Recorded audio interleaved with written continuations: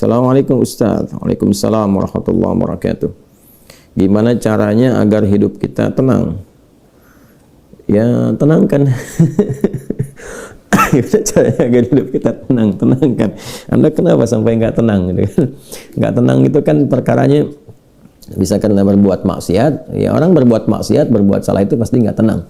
Atau karena, mohon maaf ya, terlalu banyak terbawa oleh urusan dunia, sehingga kehidupannya dipaksa untuk mengerjakan berbagai aktivitas duniawi yang membuat dia terasa lebih sibuk, capek, lelah, sehingga tidak mendapatkan ketenangan yang dimaksudkan. Jadi kalau terlalu banyak ngejar dunia atau juga berbuat maksiat, maksiat dengan ngejar dunia itu berbeda.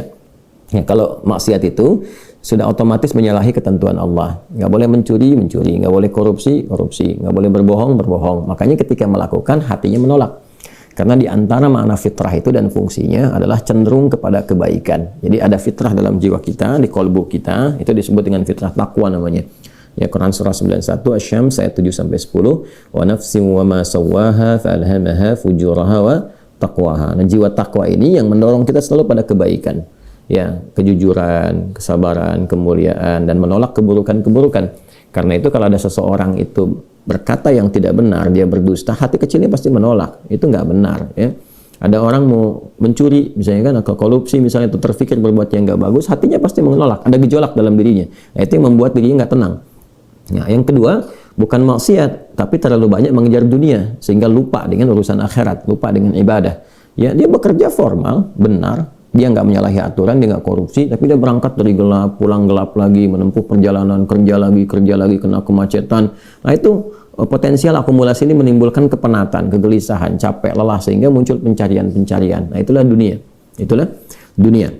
Walaupun saat dia mengerjakan itu, dia mengerjakan tidak dalam konteks bermaksiat, tapi karena terlampau lelah mengerjakan itu dan penat, nah, rohnya kan menuntut. Di tubuh kita kan ada 3 bagian, ya, ada fisik di bagian luar, kemudian ada akal, ya, di pikiran, yang ketiga itu ada hati, ada jiwa spiritual. Masing-masing harus mendapatkan porsinya.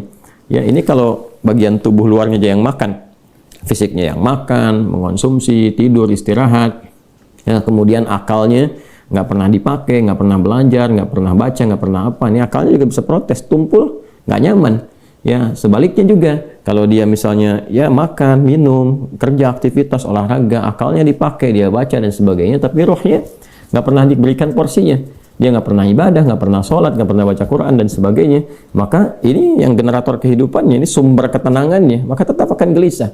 Karena itu ditemukan betapa orang pintar, ya kan, kerja keras dan sebagainya, tapi ya rohnya nggak terisi, banyak yang bunuh diri. Ya, di Jepang terjadi, itu kan. Atau bahkan setidaknya ada orang-orang kaya yang sudah hebat, pinter-pinter, ya di akhir hidupnya apa yang dia kerjakan?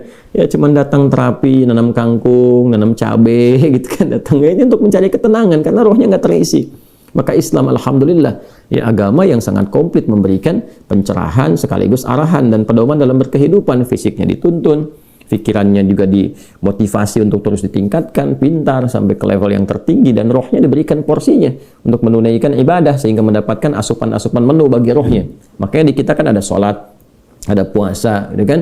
Nah, kemudian ada baca Quran, itu untuk kebutuhan rohiyah kita, untuk memberikan ketenangan. Lalu fisik dipandu, bagaimana cara makan, bagaimana cara beraktivitas, dari mulai bangun tidur sampai tidur lagi kan diatur. Ya, lalu pikiran turun ayat-ayat untuk menjadikan pikiran itu terlatih kuat, kan, bahkan sampai ke level yang tinggi, jenius dan sebagainya. Turun ayat tentang Iqra, banyak baca, turun ayat tentang tadabbur, afala yanzuruna ilal ibili kaifa khuliqat afala yatadabbaruna al-Qur'an, turun ayat tentang riset, inna fi khalqis samawati wal ardi wa ikhtilafil laili wan nahari la ayatil li ulil albab, kan, dan seterusnya. Itu supaya semua terstimulus. Nah, jadi kalau ingin tenang, bagaimana cara hidupnya tenang? Seimbangkan 3 bagian tadi. Jadi pikiran kita dilatih supaya kuat, ya, supaya tajam dalam berpikir dan mengarahkan bagian tubuh kita untuk bertindak secara benar. Tubuh ini dilatih, ya, dengan berolahraga, makan yang benar. Ayat-ayatnya banyak sekali. Ya ayyuhan nasu kulu mimma fil ardi halalan thayyibah. Hai orang-orang, hai manusia semuanya, hai orang-orang, hai manusia, silahkan engkau makan sesuai dengan porsi kebutuhan dari yang halal, sumber yang halal, cari yang menyehatkan. Itu di Al-Baqarah 168. Nah, kalau sudah sehat, tubuhnya sehat, dipakai aktivitas, olahraga. Kan banyak hadis-hadis tentang olahraga itu. Alimu auladakum bisibahati warrimaya, kata Nabi, ajarkan anak-anakmu olahraga berenang, atau dengan melentar, atau dengan memanah, atau dengan berkuda. Itu contoh-contoh yang real di era Nabi, yang kiranya bisa menyehatkan. Atau kita riset misalnya olahraga apa yang kira-kira menyehatkan, ya, yang senafas dengan tadi jenisnya. Jenisnya bisa berbeda setiap zamannya. Zaman Nabi nggak ditemukan misalnya olahraga futsal, basket, misalkan bola, apalagi jenis-jenis yang sekarang ada banyak atletik dan sebagainya. Tapi kan kita bisa meriset.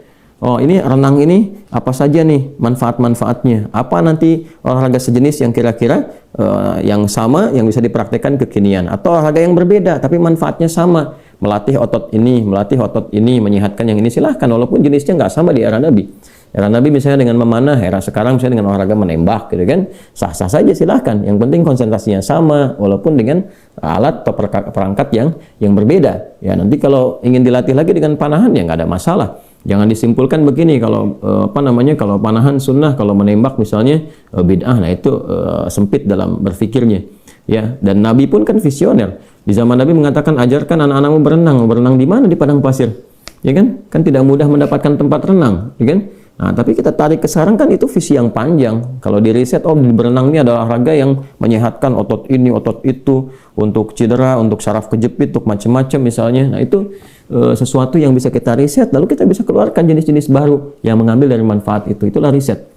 Itulah riset. Nah, terkait dengan ketenangan ini, apa amalan pokoknya? Karena ketenangan bagian dari pikiran yang disupport oleh keadaan jiwa. Ya, intinya di kolbu, ketenangan itu intinya di kolbu. Jadi kalau kolbunya nggak tenang, hatinya nggak nyaman, hatinya nggak tenang, itu kebawa ke pikiran.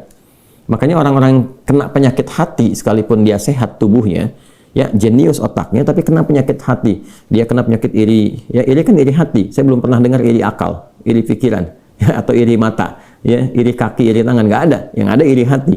Ya, dengki misalnya, ria, itu penyakit hati semua. Makanya orang dengki, orang hasad itu pasti hidupnya nggak tenang. Ya, orang berilmu, tapi dia kena penyakit hati, iri kepada orang berilmu yang lain, itu nggak tenang hidupnya.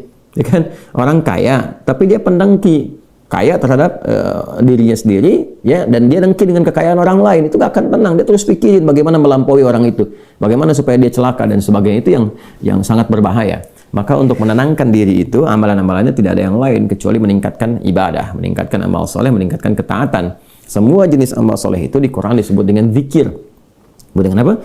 Zikir. Salat misalnya namanya zikir di Quran. Disebutkan dengan zikir. Quran surah ke-20 Taha di ayat ke-14. Innani anallahu la ilaha illa ana fa'budni wa aqimis salata lidzikri. Saya adalah Allah, kata Allah, tidak ada Tuhan yang layak dipertuhankan dan disembah kecuali saya. Ya, kemudian kata Allah, fa'budni, maka setelah engkau bertuhan kepada saya, kata Allah, sembahlah saya.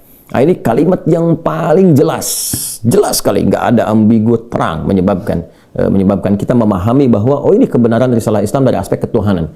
Ya, silakan Anda komparasikan. Ya, saya sejauh ini saya mengkomparasikan, melihat, membandingkan, saya tidak menemukan kecuali di Islam yang di dalam kitab suci mengatakan langsung Tuhannya langsung, ya, yang berkata saya Allah, kata Allah itu kan, ya, tidak ada Tuhan selain saya. Itu tegas sekali.